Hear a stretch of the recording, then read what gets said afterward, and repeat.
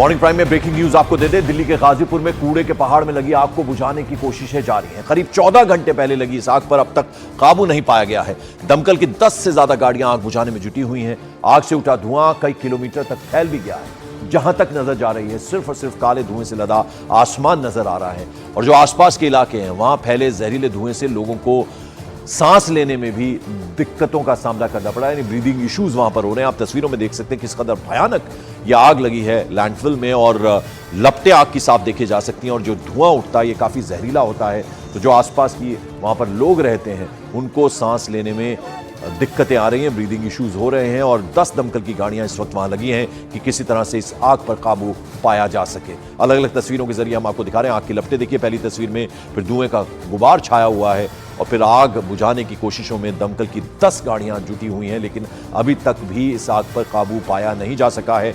आसपास जहरीला धुआं फैल रहा है जिससे लोगों को ब्रीदिंग इश्यूज हो रहे हैं, सांस लेने में खासी मुश्किलें, दिक्कतों का सामना करना पड़ रहा है। जो आसपास के सटे हुए इलाके हैं, जो घर हैं आसपास, जो लैंडफिल है गाजीपुर का, काफी ऊंचा वो कूड़े का अंबार है और जिस पर यह आग लगी हुई है और कूड़े के पहाड़ के ऊपरी हिस्से पर आग लगने से दमकल कर्मचारियों को मुश्किलों का सामना करना पड़ रहा है। दमकल विभाग के एसओ के मुताबिक वहां से निकलने वाली गैस की वजह से कूड़े के पहाड़ पर आग लगी, जिसे बुझाने के लिए 10 फायर ब्रिगेड की गाड़ियों को लगाया गया।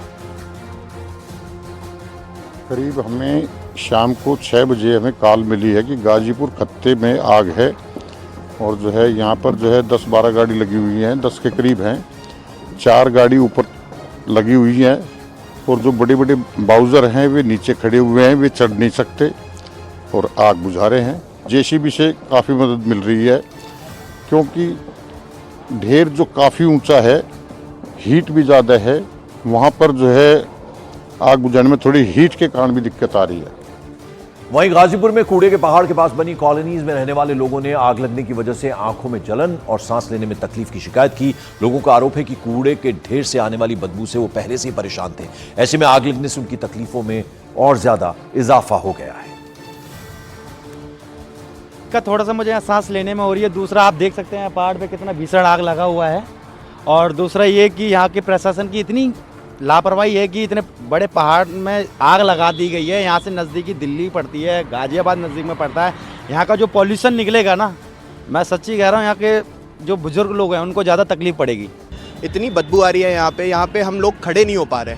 और ये जो आग लगी है, सरकार का एक जगह कहना है कि पॉल्यूशन हम कम कर रहे हैं और दूसरी जगह यहाँ पे आग लगी हुई है, इससे कितना कार्बन एमिशन पैदा हो रहा है। यहाँ देखो 1-2 जानवर पड़े रहते हैं मरे हुए, जानवर फिर मतलब, लेकिन सफाई कभी नहीं होती है। इससे हमें ये पता लगता है कि गवर्नमेंट जो है इस जो गाजीपुर का पहाड़ है, जो ये गंदगी हो रही है, आने वाले समय में इतना होगा लोगों के लिए कि आसपास के लोग अस्थमैटिक पेशेंट और तरह की नई नई बीमारियों से जूझेंगे। अब इस आग को लेकर राजनीति भी शुरू हो गई है। बीजेपी ने आम आदमी पार्टी को आड़े हाथों लिया। दिल्ली बीजेपी ने अपने सोशल मीडिया प्लेटफॉर्म एक्स पर लिखा कि दिल्ली लंदन तो नहीं बन पाई, लेकिन कूड़े के पहाड़ों पर बार बार लग रही आग ऐसा लगता है कि राजधानी को राख बनाकर ही छोड़ेगी। वहीं बीजेपी नेता परवेश वर्मा ने कूड़े के पहाड़ पर लगी आग को अरविंद केजरीवाल के झूठ, भ्रष्टाचार और वादा खिलाफी की आग बतला दिया है। ये परवेश साहिब सिंह वर्मा का ट्वीट है। उन्होंने इस आग के लिए किसे जिम्मेदार ठहराएंगे ये कह दिया है। गाजीपुर लैंडफिल में ये कूड़े का ढेर नहीं जल रहा, बल्कि अरविंद केजरीवाल का भ्रष्टाचार और जो उन्होंने झूठे वादे किए थे, वादा खिलाफी, उसको दिखा रही है ये आग। ये लिखा है परवेश वर्मा ने अपने ट्वीट में।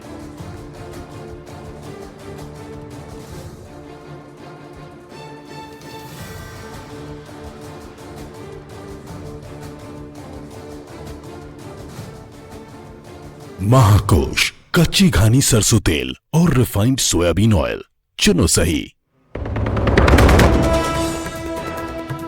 राजस्थान के बांसवाड़ा से पीएम ने कांग्रेस के मैनिफेस्टो पर साधा निशाना, कहा माओवादी सोच को धरती पर उतारने की कोशिश, मां बहनों के मंगलसूत्र भी नहीं बचने देगी कांग्रेस।